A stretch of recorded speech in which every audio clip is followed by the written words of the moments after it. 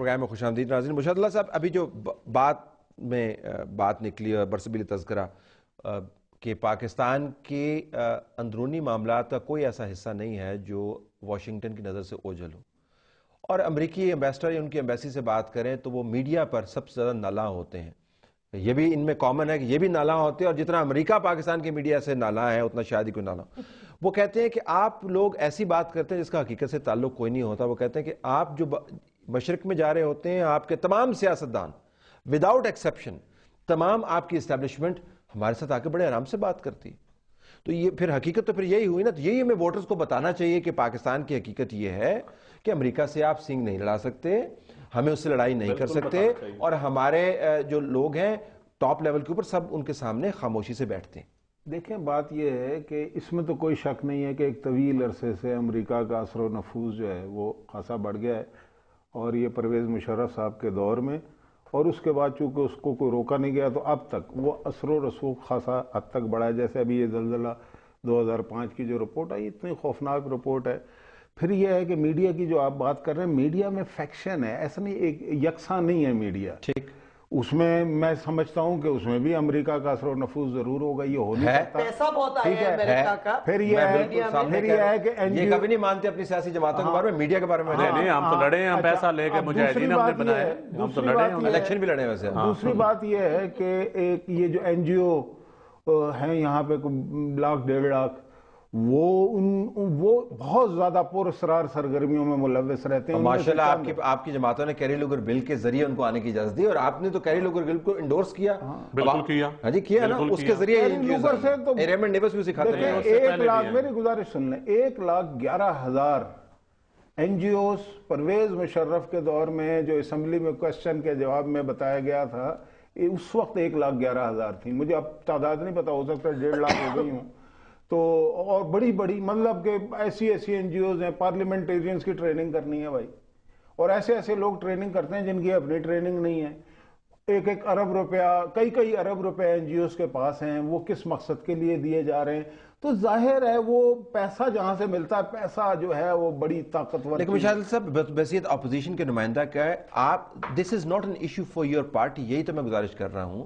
آپ کے لیے اور ایشوز اہم ہیں، لیکن یہ ایشو آپ کے فوکس میں نہیں رہا، تو پھر ہم لوگوں کو بتا دینا کہ ایشو ہے ہی نہیں۔ نہیں، دیکھیں میری وہ تو پروگرام ہوتا ہے، بات کر لیتے ہیں، ویسے نہیں بات کرتے۔ دیکھیں بات یہ ہے کہ آپ یہ جو آپ نے کہا نا ابھی پچھلے کوسچن میں کہ جی ہم امریکہ سے لڑائی نہیں لڑ سکتے، امریکہ سے تو اس وقت دنیا میں کوئی بھی نہیں لڑ سکتا، لیکن لڑائی کا ایک تو ہوتی ہے نا جنگ، وار، اس کی میں بات اصولوں کی لڑائی کی بات کر رہے ہیں، ہم مار دھاڑ والی نہیں۔ اس پہ دنیا میں بہت سارے ممالک ہیں جو اس سے لڑتے ہیں، اور امریکہ ان کا کچھ نہیں بگاڑ سکتا، اور پاکستانیوں کو یہ بات سمجھنی پڑے گی، اسٹیبلشمنٹ کو بھی اور حکومت میں جو بھی لوگ ہیں، میں اس وقت ایکڈیمک بات کر رہا ہوں، کہ ان سے لڑا جا سکتا ہے۔ ان مختلف، آپ اپنے وقار کو، اپنی یکجہتی کو تو کمپرومائز نہیں کر سکتے نا، امریکہ کی خواہشات کی بھیٹ نہیں چڑھایا جا سکتا، لیکن ہمارے کچھ حکمران یہ کام کرتے رہے ہیں، اور کچھ لوگوں نے ہنڈرنس بھی کریٹ کی ہے۔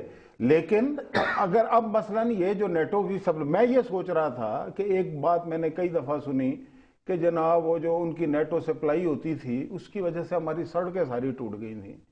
اچھا، کہیں یہ فضائی رابطہ اس لیے تو بحال نہیں کیا گیا کہ وہ سڑکوں کے معاملے میں کوئی بات چیت ہو رہی ہو کہ بھائی اس کے کیا دو گے کیا نہیں دو گے؟ ہاں وہ تو ہے، ریکمنڈیشن میں ہے۔ لیکن ریکمنڈیشن میں کیا ہے ویسے سڑکوں پہ؟ ویسے وہ نہیں، میں بتا نہیں سکتا۔ امریکی ایمبیسڈر کو پتا ہے، چند صاحب کمال بات کریں، عوام کو آپ نے بتا۔ امریکی ایمبیسڈر کے مخبر بہت سارے ہمارے یہاں موجود ہیں، امریکی ایمبیسڈر کے بہت سارے مخبر ہمارے ہر یقین ہو گیا کمیٹی کی رپورٹ آپ کی اس کے پاس کیسے پہنچی، مخبروں کے بغیر تو نہیں پہنچی؟ مخبر ہیں، بالکل ہیں مخبر۔ چلے ہمیں بتا دیں اس پہ ریکمنڈیشن کیا ہے؟ وہ ٹیکسز کے بارے میں تھا کہ اس کے اوپر ٹیکس ہونا چاہیے، ٹھیک، اس کو روڈ ٹیکس ہونا چاہیے، اس پہ پورٹ کا ٹیکس ہونا چاہیے، اس ٹیکس لگا کے ہم جانے تو پیسے بنا لیں اس کے اوپر۔ بالکل پیسے بنانے شیر صاحب، چاہیے، جو قوم کے کام آئے، جو کسی کی انفرادی کی جیب میں جائیں، جس طرح پہلے جاتے رہے ہیں۔ بالکل، پیسے تو پہلے بھی لوگوں نے لیے ہیں نا۔ ٹھیک ہے، اچھا، اس میں اربوں ڈالر لوگوں نے لیے ہیں۔ شیر صاحب بالکل اربوں ڈالر لیے ہیں، اس کا بھی حساب ہونا چاہیے۔ شیر صاحب یہ بتائیے گا کہ سپلائیز جو ہیں ایک ایسی وار کو سسٹین کر رہی ہیں جس سے پاکستان حتمی طور پر ایگری اب نہیں کرتا، اور ایسی فورسز کو جا رہی ہیں جو ہماری سرزمین کے اوپر اٹیک بھی کرے، اور جن کے بارے میں تمام سیاسی جماعتیں اور اسٹیبلشمنٹ یہ کہتی ہے کہ وہاں سے بیٹھ کے وہ پاکستان کے اندر فساد پھیلا رہے ہیں۔ تو یہ سپلائیز جو ہے یہ دوستانہ سپلائیز تو نہیں ہے؟ یہی تو سارا جھگڑا ہے جھگڑا یہ نہیں ہے کہ ہمیں پیسے دیں گے تو ہم ان کی سپلائز کر دیں تو سب ٹھیک ہو جائے گا. ایشو صرف پیسے کا نہیں ہے. ایشو اصل جو ہے کہ جب ہم اے پی سی نے کہا ہے کہ اس جنگ سے نکلو, پیس ٹاکس کرو, اور امریکہ خود پیس ٹاکس کر رہے طالبان کے ساتھ, تو پھر آپ وار سپلائز کیوں اپنے ٹیریٹریز میں سے جانے دیں؟ وہ کہتے ہیں قانونی, وہ بین الاقوامی طور پر ہماری کمپلشن ہے. نہیں, کیا ہماری سیکیورٹی کاؤنسل کی ریزولوشن ہے کہ آپ کو کوآپریٹ کرنا ہے ان کے ساتھ. نہیں, میری بات سنیں, یہ بھی غلط ہے. سیکیورٹی کاؤنسل کی ساری ریزولوشنز نکالے افغانستان پہ, اس میں کوئی نیٹو کا ذکر نہیں ہے. آئی ایس ایف کا ہے بار بار. 2003 میں نیٹو سیکرٹری جنرل نے یو این سیکرٹری جنرل کہا کہ ہم ٹیک اوور کر رہے ہیں آئی ایس ایف کو کمانڈ. یو این نے نہیں ان کو دیا. اس کے بعد بھی جو یو این سیکیورٹی کاؤنسل کی تلت ریزولوشنز آئی ہیں, یہ ہمارے لوگ دیکھتے نہیں ہیں نا, یہ چیزیں میں نے دیکھی ہوئی ہیں, اس میں بار بار آئی ایس ایف کا ذکر ہے, نیٹو کا کہیں ذکر نہیں ہے. اچھا, اگر آئی ایس ایف سپلائز کر دیں تو اس سے کیا ہو جائے گا؟ آئی ایس ایف سپلائز آپ کر ہی نہیں سکتے, کیونکہ یہ ساری امریکن اور نیٹو سپلائز جا رہی ہیں, ملٹری سپلائز ان فورسز کو جا رہی ہیں جو کہ آپ کو ٹارگٹ کر رہی ہے. اور اب امریکہ کیا کرے گا؟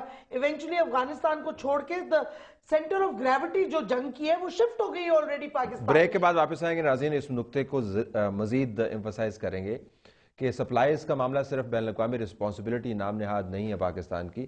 سپلائز کا معاملہ ان حالات سے ہے جس کا پاکستان کو اب بھگتنا پڑ رہا ہے, نتائج کی صورت میں بھی اور ایک باقاعدہ جنگ کی صورت میں, جو ہاٹ اینڈ کولڈ وار دونوں جس کی جہتے ہیں. اسٹے ٹیون, بریک کے بعد واپس آتے ہیں.